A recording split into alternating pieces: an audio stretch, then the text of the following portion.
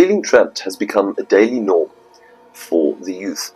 Anxiety, depression, overworking, overconsumption, all of these points directly towards a system that clearly is against us, unequal, and decisive. It points directly to three structures that we don't actually take enough time to analyze, to stand still and look at them, name them, and point out why they're ineffective. Education, politics, and jobs. We don't like looking at the fact that our education system is designed to train memorization over creativity and innovation, which goes directly against our human nature. It forces us to be the worker, forces us to fill up the petrol tank and to fix the engine instead of becoming the engineer that designs the eco-friendly car.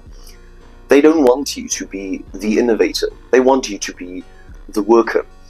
And this brings us to the second point, which is politics, which plays a huge role. For the last 30 years in South Africa, specifically, the youth has been given the illusion that we have options and choices.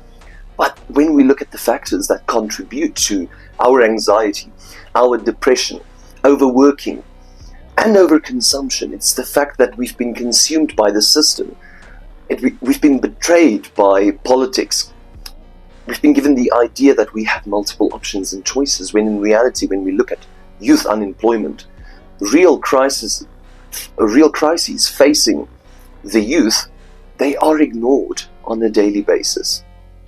And then we're told to work harder, told to study harder, be better, when in reality it's the system that has let us down. We go to jobs, youth unemployment is skyrocketing, and then our older generation falls into the same propaganda because they've been consumed by the system themselves. Work harder, study harder, and when you've failed, you don't stand, or you take a step back and realize that, well, it's because you should never judge a fish by his ability to climb a tree, and that is exactly what this system has been designed to do.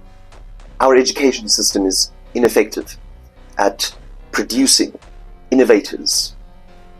It produces workers, and it feeds directly back to that sense of dread for the future. It feeds the anxiety, the depression. It feeds that overworking because you have to compensate, you have to work harder to produce this feeling of being valid and not being trapped. But by doing that, you feel more trapped. And that is the system.